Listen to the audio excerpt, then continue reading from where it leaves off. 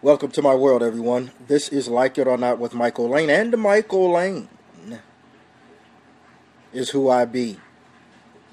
I'm pissed off. I've heard everybody chime in on the shooting in Charleston.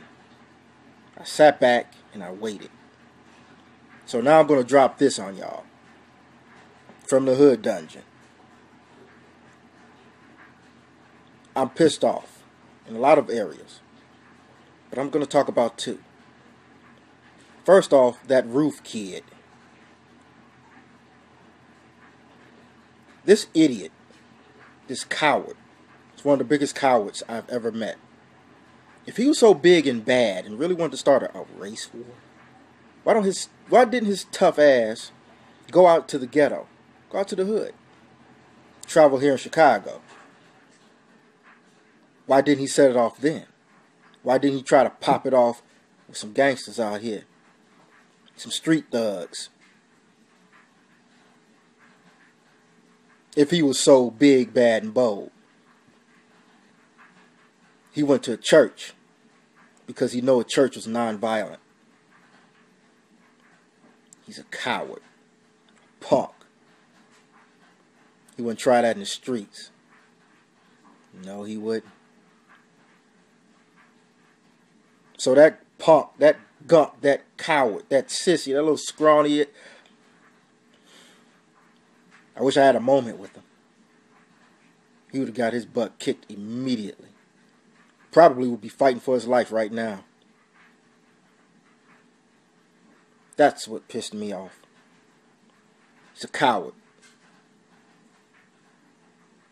But this is really what pisses me off. The president using this as an opportunity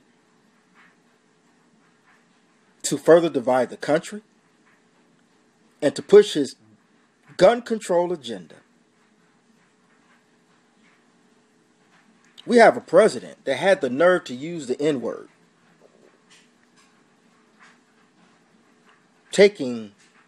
Which I didn't, people say, well, you shouldn't have a problem with them saying that.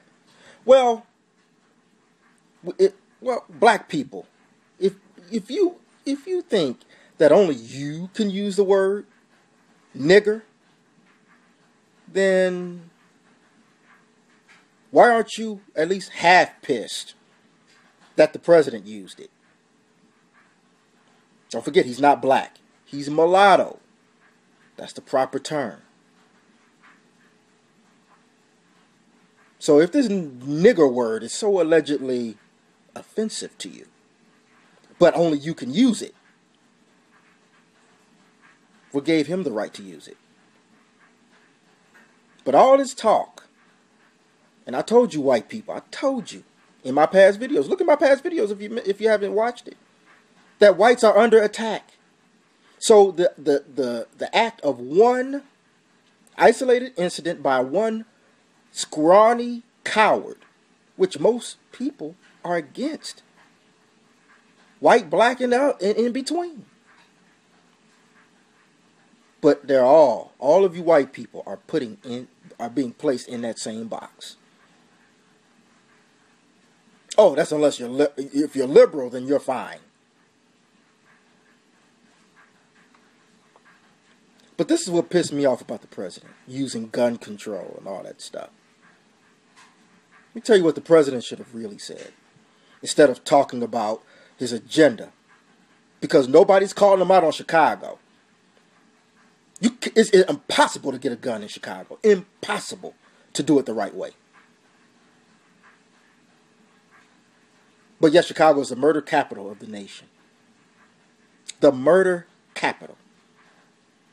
But the toughest gun laws in the United States. But yet number one in murders.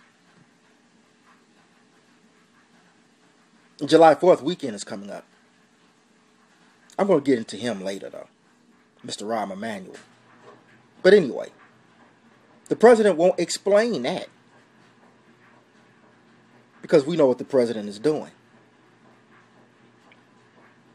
It's part of the government takeover. Which I can get into that later. But divide and conquer, keep people angry, keep people separate, keep people divided, make people think that the white man is the boogeyman and the devil. But yet we're worshiping a man who's half devil, if you want to put it that way. Boy, these liberals got you fooled. Got everybody fooled. Making white people feel all guilty and all this old stupid stuff. But this is what the president should have said, because what the president did in doing this, in furthering his agenda, in furthering his racial divide, setting this country back into the 60s and the 50s, what this president is doing is an insult to those 9 people who died. A flat out insult, because he could give a care about those people. But if I was President Obama, and thank God I'm not, this is what I would say if he was a real man. He would have said, my fellow Americans, and to the people, the family members and the friends of the fallen, I don't know if this was the root cause, but let me be the first to step up and apologize. I apologize for my racial my divisive tactics, my divisive nature, my words, when it came down to Ferguson, Trayvon Martin, when it came down to every situation that had to deal with white versus blacks. I'm sorry for sending my media to push and further exacerbate a horrible situation. I'm sorry. I made matters worse. I made white people feel either 2 ways. Guilty or even more hateful towards black people. I'm very divisive. My media has been very divisive. My party has been very divisive, and I apologize. I apologize for the hateful words of Eric Holder. I apologize for having reverends that push hate, that pimps hate, and not Jesus Christ. They don't push Jesus Christ. They push hatred. They demonize white people. They make white people feel guilty for things that they have never done. I'm sorry. Now, I don't know if the other side will apologize on their behalf, or whoever hates on the white side, or whoever does this. But I also apologize for my party. Not only for our divisive nature today, but I also apologize for our past. Getting rid of the Confederate flag is just a step. We should also get rid of our party.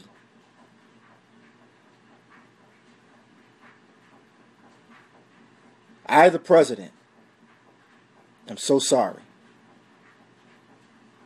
That's what the president should have said. But the president has no morals, he has no guts, and he has no love for America or the victims, those 9 poor victims. It's about time somebody be honest and have a real conversation instead of a divisive one. And this mixed president is not the one to start. Like it or not. What an opportunist.